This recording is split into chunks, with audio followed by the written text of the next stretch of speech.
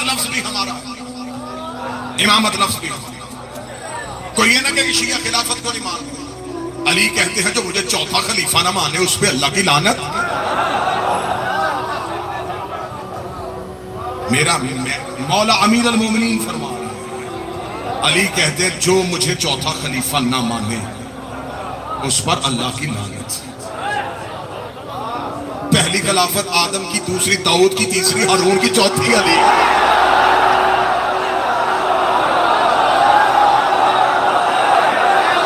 पहला अल्लाह का खलीफा। मैं अल्लाह के खलीफा की बात कर रहा था, चेहरे जनाब के परेशान क्यों हुए? पहली खिलाफत आदम की, दूसरी दाऊद की, तीसरी हारून की, चौथी अली की।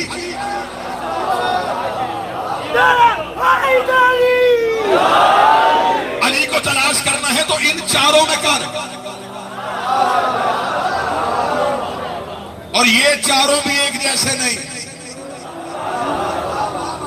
अगर आप कहें जैसी आदम की वैसी ही अली की, नहीं। अगर तू कहेगा कि आदम अली से बड़ा खलीफा है तो बता सैयदुल अंबिया कौन है? रसूल। और रसूल गदीर में क्या कहे? जिसका मैं मौला उसका अली मौला।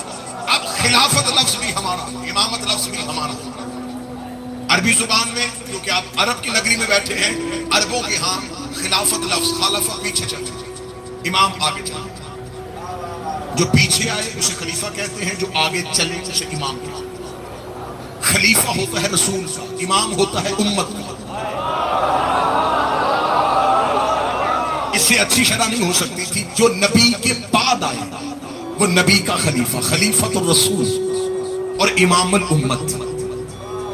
और एक शख्स एक वक्त में इमाम भी होता है, खलीफा भी। अमीर अल मोमिनीन रसूल के खलीफा भी थे, उम्मत के इमाम भी थे।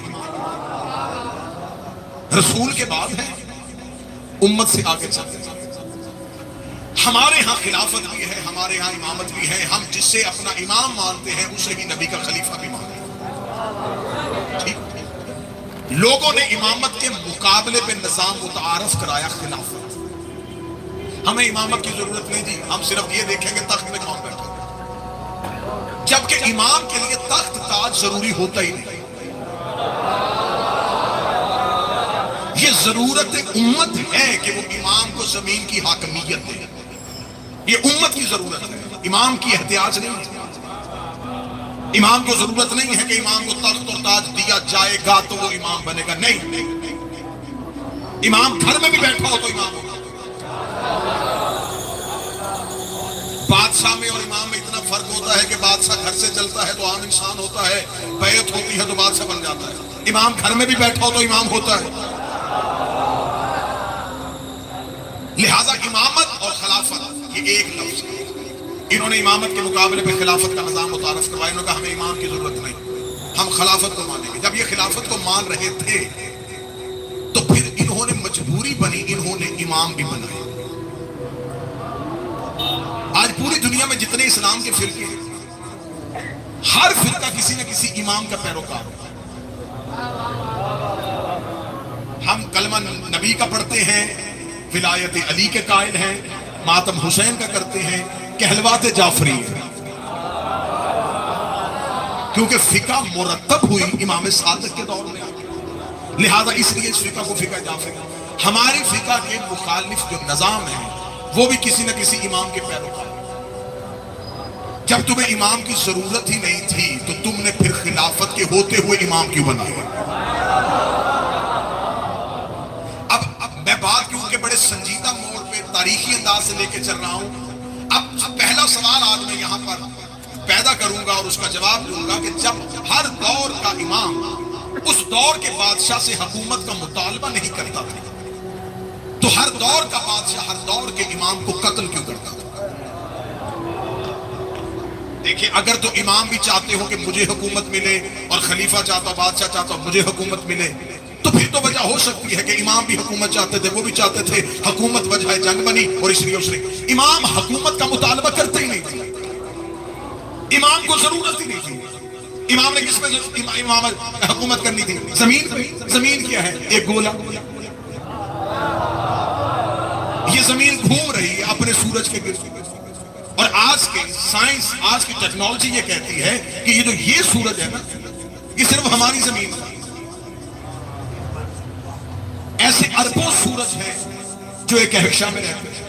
یہ ہمارے ملکی وے جو ہے، یہ ایک گلیکسی، پھر اس کے اوپر ایک سپر گلیکسی، پھر اس کے اوپر ایک کائنات، پھر اس کے اوپر ایک عالم، پھر اس کے اوپر 18,000 عالمین، 18,000 عالمین کو پھر ایک کائنات میں لپیٹا ہوا ہے۔ یعنی کہ کائنات میں عالمین، عالمین میں عالم، عالمین میں ایک کہکشاں اعظم، اس کہکشاں اعظم کے اندر ایک کہکشاں، اس کہکشاں کے اندر کئی سورج، اور اربوں سورجوں میں سے ایک سورج، اس سورج کی ایک زمین، اس زمین کا ایک شہر، اس شہر کی ایک کچی مسجد کے مصلے پہ بیٹھ کے مولوی پوچھ رہا کہ علی کیا ہے۔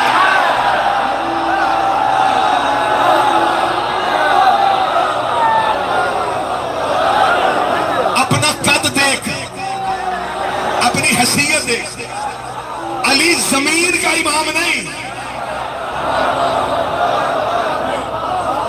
علی کائنات اور عالمین کا امام۔ علی کو تیرے زمین کے ایک شہر کی گورنری سے کیا غرض؟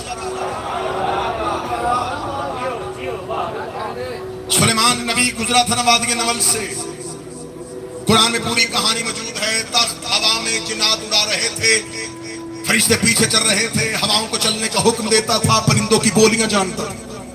اتنی عظیم سلطنت والے سلیمان جب وادی نمل سے گزرے تو ایک چونٹی نے زمین پہ رینگتے ہوئے باقی چونٹیوں کو آواز دی کہ اے چونٹیوں، اپنی پلوں کے اندر چلی جاؤ، کہیں سلیمان کا لشکر تمہیں کچل نہ دے۔ ہوا میں اڑتے ہوئے سلیمان نے چونٹی کی آواز سنی۔ قرآنی واقعہ ہے، اپنا تخت زمین پہ اتارا، چونٹیوں میں سے اسی کو اٹھایا جو بولی تھی، ہتھیلی پر رکھ کے سلیمان نے کہا، ظالم سمجھا نبی کو؟ کیا کہا تھا تو نے ابھی؟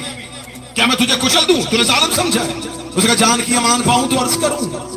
جملہ پورا نہیں سنا سرکار آپ نے، میں نے یہ نہیں کہا تھا سلیمان تمہیں کچل نہ دے، میں نے کہا سلیمان کا لشکر، آپ معصوم ہیں، صحابی تو نہیں، کہاں گئے؟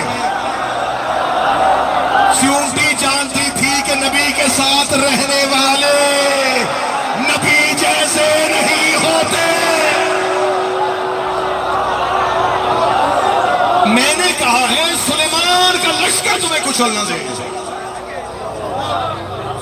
میں اختیارات امامت پڑھنے لگا ہوں، اور اسی وادی نمل سے ایک جنگ سے واپسی پہ علی گزرے تھے۔ اس وقت کی چونٹیوں کی سردار نے کہا تھا، اے چونٹیوں، بلوں سے باہر آؤ، وہ دیکھو علی آ رہا ہے۔ جیسے سلیمان نے تخت زمین پہ اتارا تھا، ویسے ہی علی نے زمین پہ اتارا۔ اسی چونٹی کو اٹھا کے علی نے ید اللہ ہاتھ میں رکھا اور رکھ کے کہا، مدتوں پہلے کہ نبی گزرا تھا، نام اس کا سلیمان تھا، اس وقت تمہارے قبیلے کی سردار نے کہا تھا بلوں کے اندر چلی جاؤ، تو نے کہا بلوں سے باہر آ جاؤ۔ اس نے کہا وہ نبی تھا، تیرا چہرہ دیکھنا عبادت ہے۔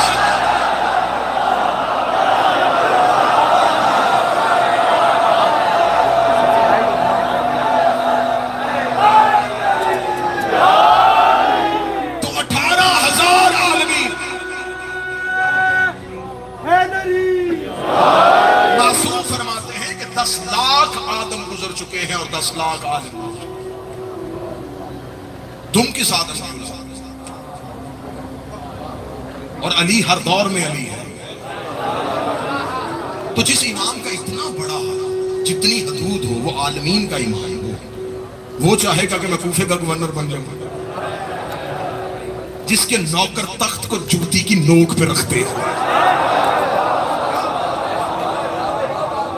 میں نے پچھلی مجلس میں جملہ پڑھا تھا اور جملہ پھر زبان کی نوک پہ آئے۔ سلیمان محمدی کو آکے ایک بندے نے کہا تھا، کر لیتا تو بھی ان کی بیعت، مل جاتی کسی اچھے سے شہر کی گورنری۔ کیا ملا علی کو ولی اللہ ماننے پہ؟ سارا دن علی کے دروازے بیٹھا رہتا، دیکھ فلاں اس کا گورنر بن گیا، فلاں اس ملک کا گورنر بن گیا، فلاں اس ملک کا گورنر بن گیا، تیرے پاس کیا ہے؟ اتنا کہنا تھا۔ سلیمان نے بطول کے دروازے کے سجدے سے سر اٹھایا، قریب پڑی ہوئی چھڑی کو دیکھا، تجھے علی ولی اللہ کا فائدہ بتاؤ، جب چاہوں آسمان زمین پہ اتار دوں،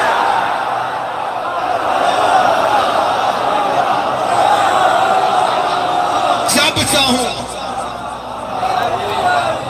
یہ آسمان زمین پہ۔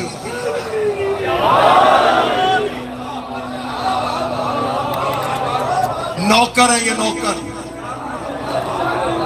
کبھی سورج چڑھاتے ہیں، کائنات سے کھیلتے ہیں علی کے نوکر۔ تو جس کے نوکر کے پاس یہ اختیار تھا، اس کا مالک کہے گا کہ مجھے شام دے دو، مجھے کوفہ دے دو۔ یہ خلافت امامت کی مجبوری بادشاہت نہیں تھی،